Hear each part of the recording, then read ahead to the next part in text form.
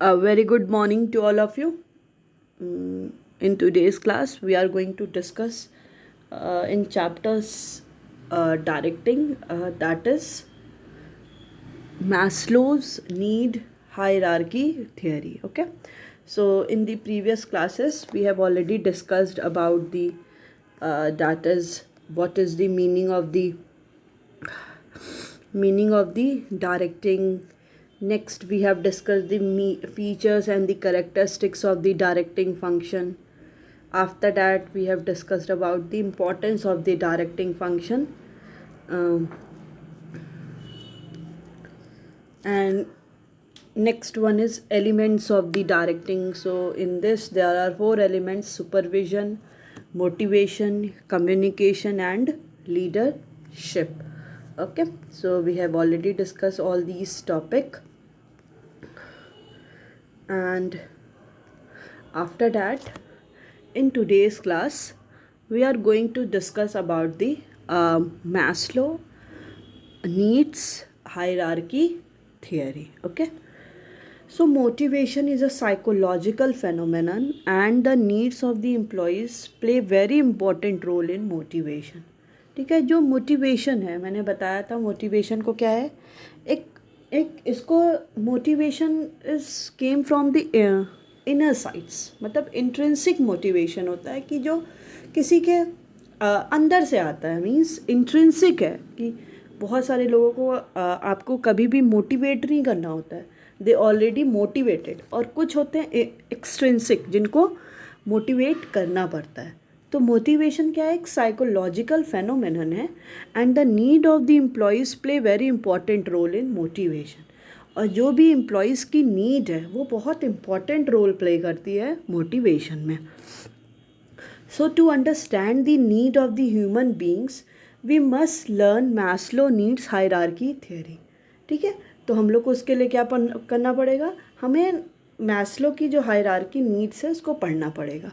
सो Maslow's needs hierarchy theory, need और the desire is very important element in motivation.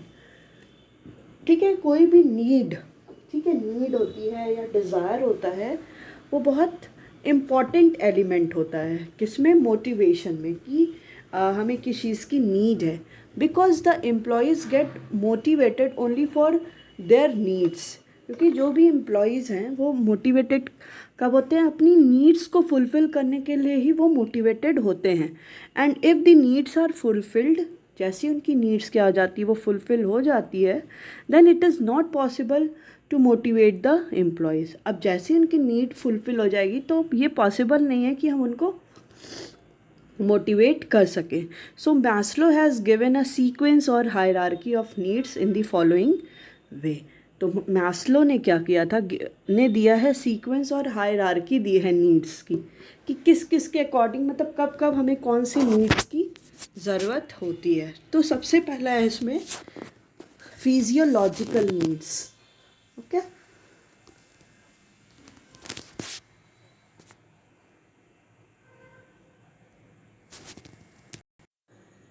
so these needs includes basic requirements for survival and maintenance of human life.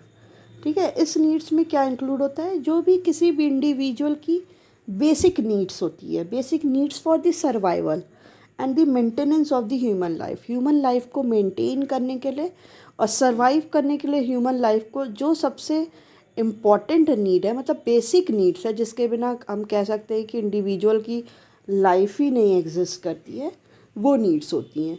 So the common physiological needs are food, shelter and clothing.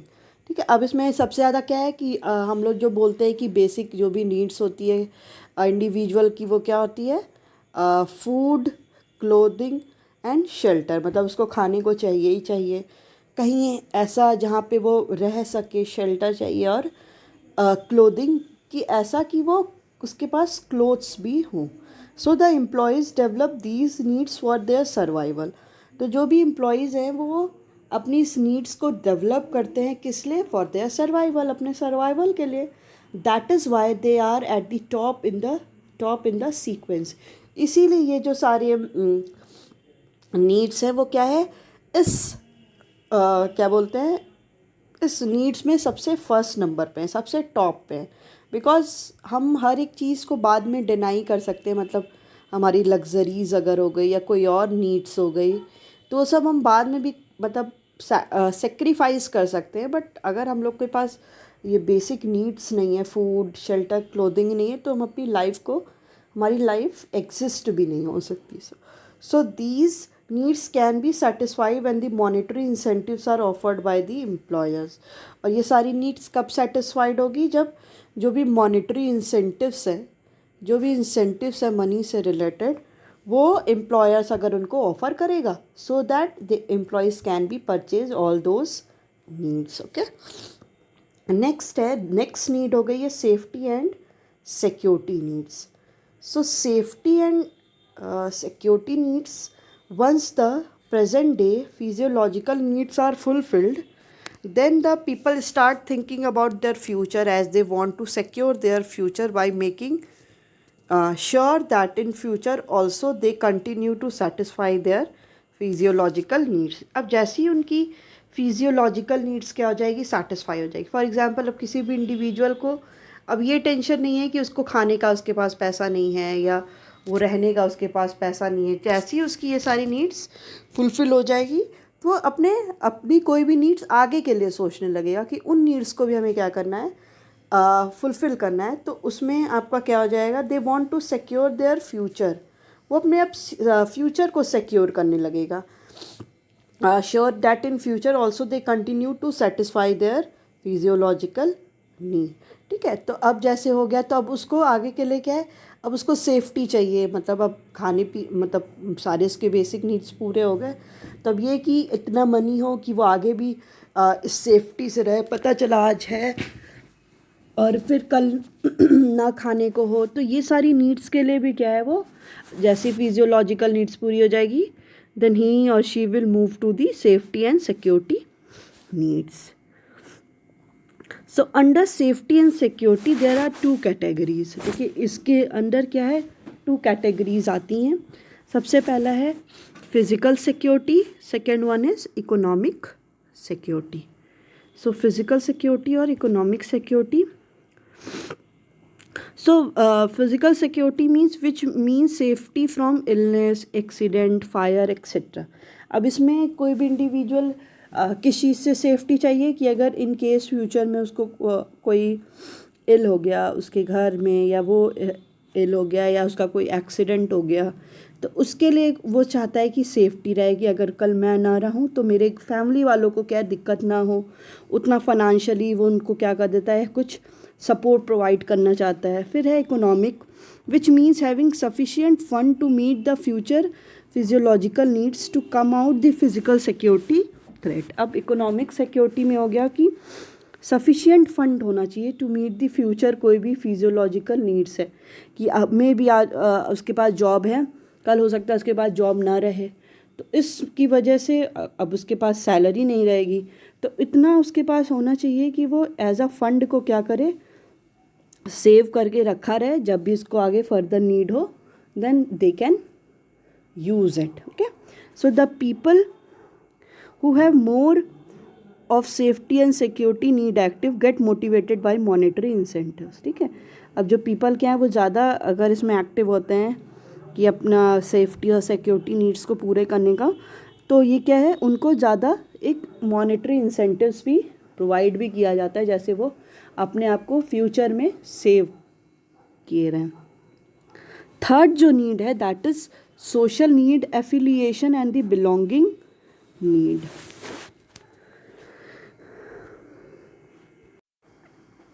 So it means the need for love, affection, companionship, friendship etcetera. ठीक है, अब physiological needs सब पूरी हो जाती है, safety and security needs पूरी हो जाएगी। अब हमारी नीड क्या हो जाती है किसी भी एम्प्लॉयज़ की, दैट उनकी क्या हो, एक सोशल नीड्स भी होती है। सोशल नीड्स मतलब कि उनके नीड किसके लिए, लव के लिए नीड्स हो गई, या अफेक्शन के लिए हो गई, कंपेनियनशिप हो गई, फ्रेंडशिप हो गई, मतलब सोसाइटी के साथ भी जो भी रिलेशन है. So once the people satisfy their physiological and safety needs, then the social needs become more active. ठीक है, जैसे ही फिजियोलॉजिकल और सेफ्टी नीड्स फुलफिल हो जाती है, वैसे ही सोशल नीड्स क्या हो जाती है, वो ज़्यादा एक्टिव हो जाती है. And to fulfil the social needs the manager prefer team work. अब इन सोशल नीड्स को फुलफिल करने के लिए जो मैनेजर है वो क्या करता है, टीम वर्क को प्रेफर करता है, क्योंकि टीम वर्क के साथ जो डिफरेंट एम्प्लॉयज़ हैं वो एक दूसरे के साथ क्या करेंगे, वर्क करेंगे, एक दूसरे के साथ रिलेशन को समझेंगे, कैसे काम करना है, अफेक्शन होगा उनके अंदर, कंपेनियनशिप होगा, एक दूसरे के लिए रिस्पेक्ट होगा. तो इसके लिए मैनेजर प्रेफर करता है team work. Arrange formal and informal get together, formal और इनफॉर्मल गेट टुगेदर भी कराता है, so that employees can develop social relationship. जैसे जो भी एम्प्लॉयज़ हैं वो अपना एक सोशल रिलेशनशिप को क्या कर सके, मेंटेन कर लें. Next one is esteem needs. Okay, so these needs are interrelated to the respect and recognition.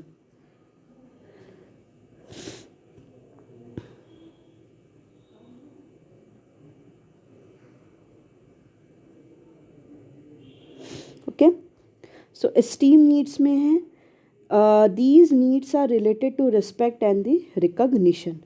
ठीक है, इसमें क्या होता है कि ये किससे रिलेटेड होता है, मतलब अब किसी को भी अगर फिजियोलॉजिकल नीड्स हो गई उसकी फुलफिल, देन उसका सेफ्टी सिक्योरिटी हो गया, social benefits, social needs fulfil हो गया. नेक्स्ट अब उसको चाहिए रिस्पेक्ट वाली नीड्स, मतलब उसको सोसाइटी से, उसके जो भी रिलेशन में वहाँ से उसको क्या, एक रिस्पेक्ट भी चाहिए और एक रिकग्निशन भी चाहिए, मतलब उसको भी एक पहचान होनी चाहिए किसी भी सोसाइटी में.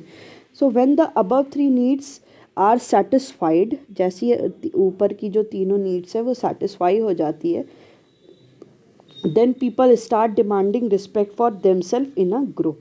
अब कोई भी इंडिविजुअल वो क्या करता है, वो डिमांड करता है रिस्पेक्ट की अपने ग्रुप में, जहाँ पे भी वो ग्रुप में है उस ग्रुप में वो अपने एक रिस्पेक्ट की भी डिमांड करता है कि उसके कलीग्स जो हैं, उसके फ्रेंड्स जो हैं, उसके फैमिली मेम्बर, वो भी उसकी क्या करे, रिस्पेक्ट करे. So this need is more common in higher level employees. ये बेसिकली जो हायर लेवल एम्प्लॉयज़ होते हैं, जो टॉप लेवल ये सब के होते हैं, उनको ज़्यादा ये लोग डिमांड करते हैं, क्योंकि वो चाहते हैं कि मिडिल लेवल और लो लेवल उनकी ज़्यादा रिस्पेक्ट करे. So esteem needs can be satisfied through non monetary incentives. ठीक है, तो जो भी स्टीम नीड्स है वो कैसे सेटिस्फाई हो जाती है, भाई नॉन मॉनेटरी इंसेंटिव्स के थ्रू भी वो क्या हो जाती है, मतलब जिससे हम मनी से रिलेटेड नहीं करते हैं, मतलब किसी को हम लोग रिस्पेक्ट देना, रिकॉग्निशन करना, उसको किसी को सेल्फ लव कराना, या इसे जो भी respect in front of society, in front of other member, तो वहाँ पे ही उसकी वो नीड्स क्या होती है, फुलफिल होती है. Last one is that is self actualisation. And this stage और this need is very critical for everyone. मतलब हर एक इंडिविजुअल ज़रूरी नहीं है कि इस सेल्फ एक्चुअलाइजेशन नीड्स को फुलफ़िल कर ले. सेल्फ एक्चुअलाइजेशन मीन्स कि जहाँ पे आप खुद को रिकॉग्नाइज कर रहे हो, जहाँ पे आप खुद के बारे में ज़्यादा जान रहे हो, जहाँ आप ये बता सकते हो कि आपके जो एम है लाइफ के वो आप फुलफ़िल कर चुके हो नहीं, आप खुद को जान चुके हो कि नहीं, खुद को रियलाइज़ कर चुके हो कि नहीं. सो देखिए इसमें कह रहा है this need refers to realising और reaching to the aim of your life. मतलब आपकी जो लाइफ, अभी तो आप एज अ एम्प्लॉयज़ बता रहे हो, यहाँ पे आपकी जो लाइफ का नीड है उसको आपने अपनी लाइफ का जो मोटिव है उसको आप लोगों ने फुलफ़िल किया कि नहीं. So once the employee become what he wants to become, he means satisfaction of his actualization needs. जैसे ही एम्प्लॉय क्या कर देता है, what becomes what he wants to become, जैसे ही वो जो बनना चाहता है बन जाता है, it means satisfaction of his actualization need, अपनी नीड को वो फुलफ़िल कर रहा है. एंड नीड इंक्लूड ग्रोथ, इसमें क्या होता है, एम्प्लॉयज़ का ग्रोथ होता है, self fulfilment and achievement of goal.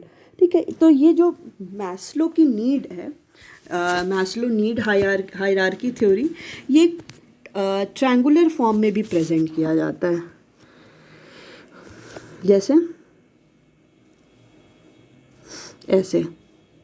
ठीक है, इसको 5 में डिवाइड किया जाता है। सबसे नीचे होता है physiological needs, physiological needs. Then होता है आपका सेफ्टी एंड सिक्योरिटी।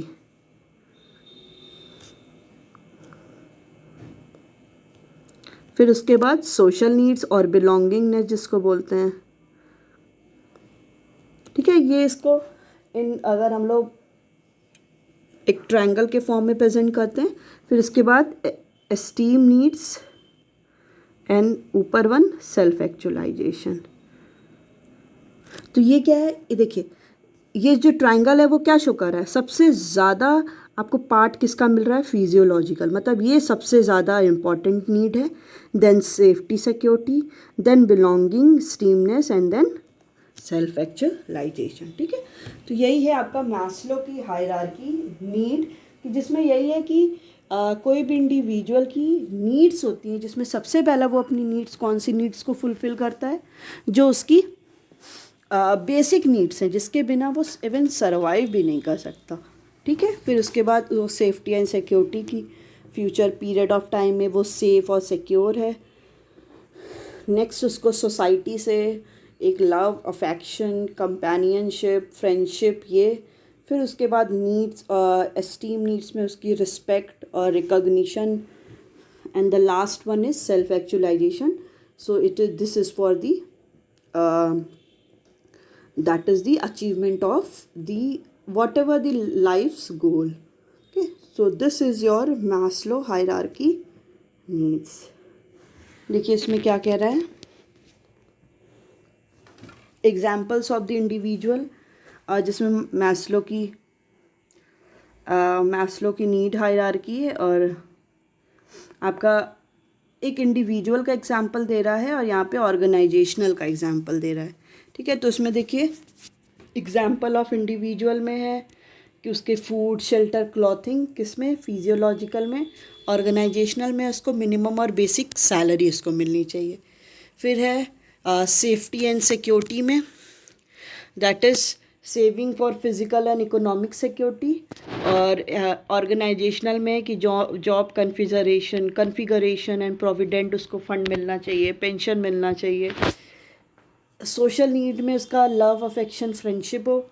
और ऑर्गेनाइजेशनल में cordial relation in formal organization, मतलब एक अच्छा रिलेशन होना चाहिए, बेस्ट रिलेशन, फ्रेंडली रिलेशन हो जिस इनफॉर्मल ऑर्गेनाइजेशन में, जहाँ पे भी वो वर्क कर रहा है, और उसी के साथ ही साथ बाहर के जो सोसाइटी में लोग हैं उसके साथ उसका रिलेशन। नेक्स्ट है esteem needs maintaining status in society, society में उसका एक स्टेटस मेंटेन करना। और ऑर्गेनाइजेशनल पे जब हम देखते हैं तो प्रमोशन, स्पेशल स्टेटस।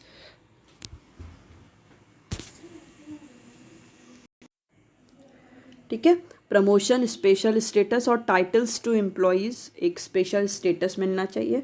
और सेल्फ एक्चुअलाइजेशन में अगर हम लोग इंडिविजुअल की बात करते हैं तो अचीवमेंट ऑफ सेल्फ एस्पायरेशन, मतलब, और ऑर्गेनाइजेशनल में achievement of goal.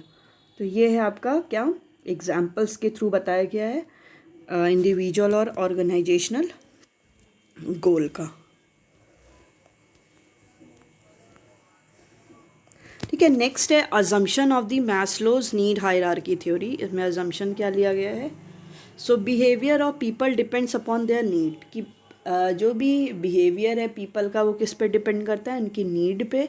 Human behaviour can be change और motivated by fulfilling their needs. Human behaviour क्या है, चेंज हो सकता है और मोटिवेट भी होते हैं, कैसे, बाय दी अपनी नीड्स को फुलफ़िल करने पे। Generally the needs follow the hierarchy, जो भी नीड्स है वो हायरार्की को ही फॉलो करता है, starting from the physiological need. Satisfied need can no longer motivate a person, कि अगर नीड अगर सेटिस्फाइड हो चुकी है वो फिर उसके बाद किसी भी पर्सन को वो मोटिवेट नहीं करता है। Only next higher level can motivate him. कोई उसको अगर उसके आगे नेक्स्ट कोई हायर लेवल दिख रहा है कि नहीं उसको वो अचीव करना है, तभी वो उसको क्या करेगा, उसको मोटिवेट करेगा। अगर उसको लगेगा कि नहीं मुझे जो पाना था मुझे मिल गया है, तो वहीं पर उसका मोटिवेट नहीं रहेगा वो। ठीक है, फिर है a person move to next higher level only when the lowest need is satisfied. और पर्सन नेक्स्ट हायर लेवल पे तभी जाएगा जब उसकी जो लोअर नीड है, जो उसके पहले की नीड है, वो सेटिस्फाइड अगर हो गई है तो।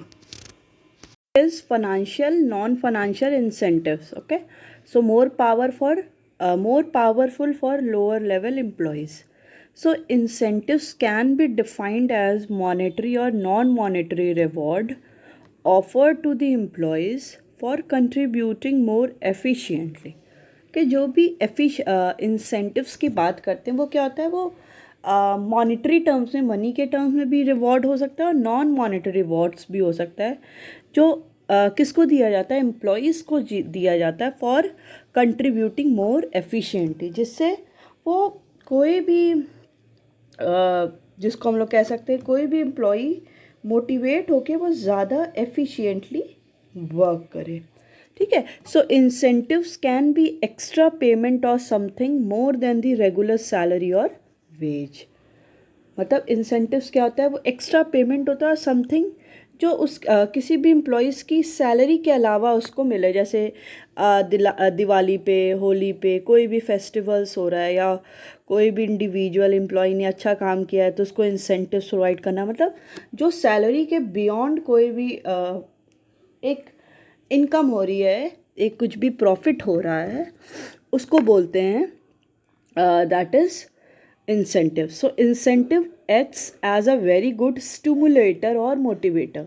ठीक है, इंसेंटिव किसी भी एम्प्लॉय के लिए एक अच्छा मोटिवेटर और स्टिमुलेटर भी हो सकता है। मतलब किसी भी एम्प्लॉय को क्या करता है, स्टिमुलेट करता है, मोटिवेट करता है। अगर किसी को भी किसी की इनकम है 10,000 और उसको 2,000 3,000 एक्स्ट्रा मिल जाएगा तो वो उसको क्या कर रहा है, मोटिवेट कर रहा है। क्यों? क्योंकि वो अब ये सोचेगा कि अगर आगे और अच्छा काम करेगा तो उसकी आगे भी अर्निंग होएगी।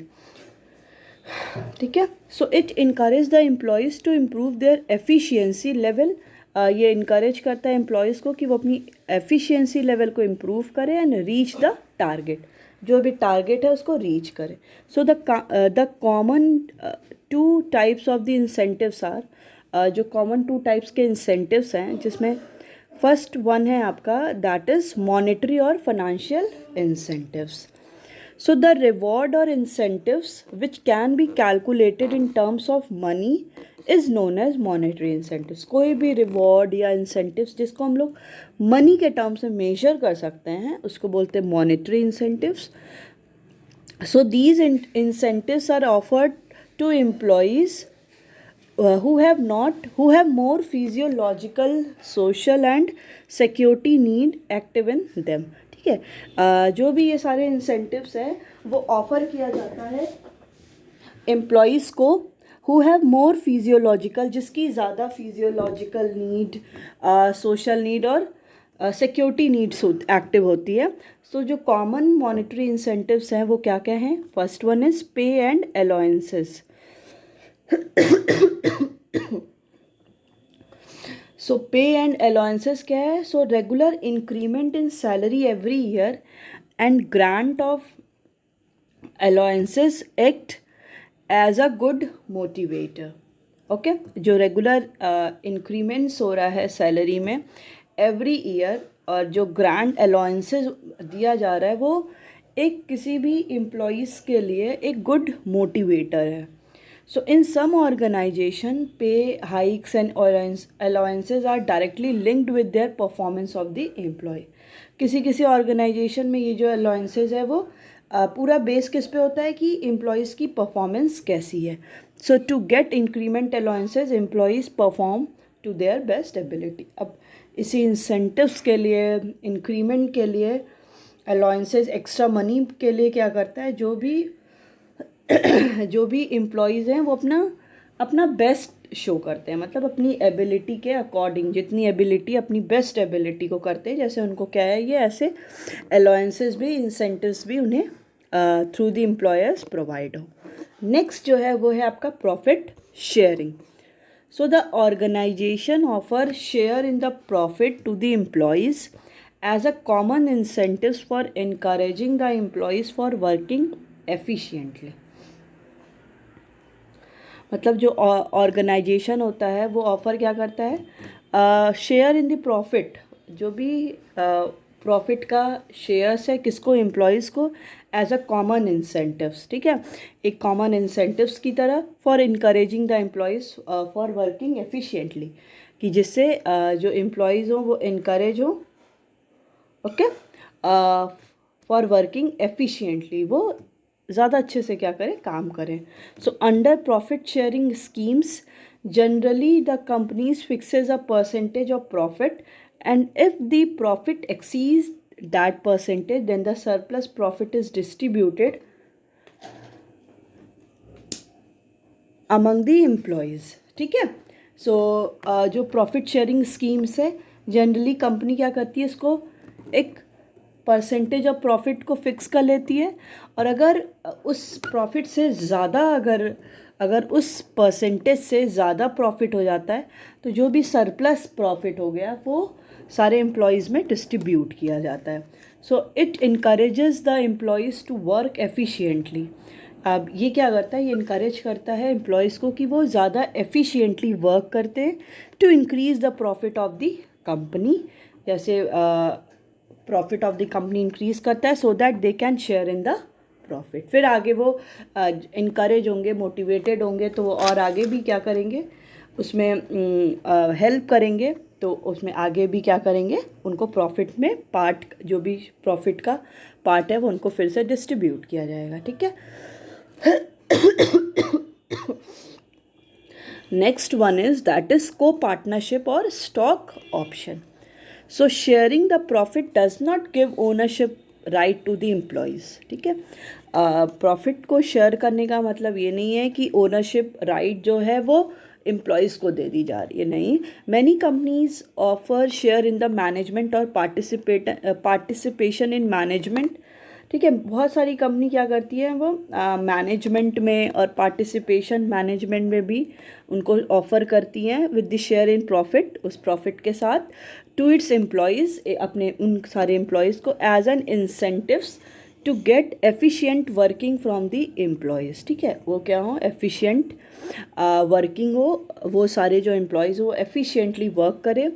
The co-partnership is offered by issue of shares on exceeding a fixed target. Okay, तो जो पार्टनरशिप है is offered by issue of shares.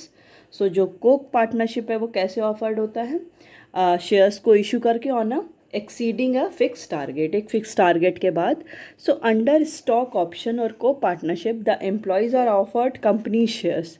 ठीक है, उसमें उस केस में क्या होता है कि कंपनी के शेयर्स को ऑफ़र किया जाता है at a set price which is lower than the market price. जो मार्केट प्राइस से कम होता है उस प्राइस पे उन्हें ऑफ़र किया जाता है. ठीक है, next one is that is bonus. So bonus is a one time extra reward offer to the employees for sharing high performance. ठीक है, बोनस क्या है, बोनस एक बात करते हैं, एक एक्स्ट्रा रिवॉर्ड है जो एम्प्लॉयज़ को दिया जाता है फॉर उनके हायर परफॉर्मेंस, उन्होंने अच्छा परफॉर्मेंस किया उस केस में. So generally when the employees reach their target. ठीक है, जब भी एम्प्लॉयज़ क्या हैं अपने टारगेट पे पहुंच जाते हैं और एक्सीड द टारगेट को एक्सीड कर देते हैं, then they are paid extra amount. ठीक है, फिर उनको एक्स्ट्रा अमाउंट पेड किया जाता है जिसको बोनस बोलते हैं. And bonus is also given in the form of free trips to the foreign countries, paid vacation और gold etcetera. And some companies have the scheme of offering bonus during the festival time. ठीक है, तो ये जो bonus की बात जब हम करते हैं तो बोनस क्या है कि बोनस में एक एक्स्ट्रा रिवॉर्ड एम्प्लॉयज़ को दिया जाता है। कब? जब वो कोई भी एम्प्लॉय अपना हायर परफॉर्मेंस किया है, या तो वो अपना टारगेट कंप्लीट कर लिया है, और या टारगेट अपना कंप्लीट कर लिया है, और जब वो टारगेट क्या है, होपफुली मतलब बेस्ट कर दिया है, अपना रिज़ल्ट भी बेटर ले आया है, जो भी रिज़ल्ट था पूरा प्रॉपर ले आया है, साथ ही साथ उससे कंपनी का प्रॉफिट भी इंक्रीज़ हो रहा है। उस केस में कंपनी क्या करती है, टारगेट पे रीच होने पे वो उनको बोनस देती है, या एक्सीड द टारगेट, और जब टारगेट जो भी लिमिट बनाई गई थी टारगेट उससे ज़्यादा वो काम कर ले तो उस केस में एक्स्ट्रा दिया जाता है। और बोनस कंपनी क्या अलग अलग फॉर्म में भी देती है, जैसे फ्री ट्रिप्स प्रोवाइड कर दी फॉरेन कंट्रीज़ में, वैकेशन कर दी उसकी फैमिली के लिए, या गोल्ड दे दी, कुछ भी किसी भी फॉर्म में। और अलग अलग बोनस होता है, जैसे दिवाली का बोनस हो गया, न्यू ईयर का, क्रिसमस का, होली का बोनस। तो अलग अलग फेस्टिवल पे भी कंपनी क्या करती है, अलग अलग फॉर्म में उनको बोनस प्रोवाइड करती है।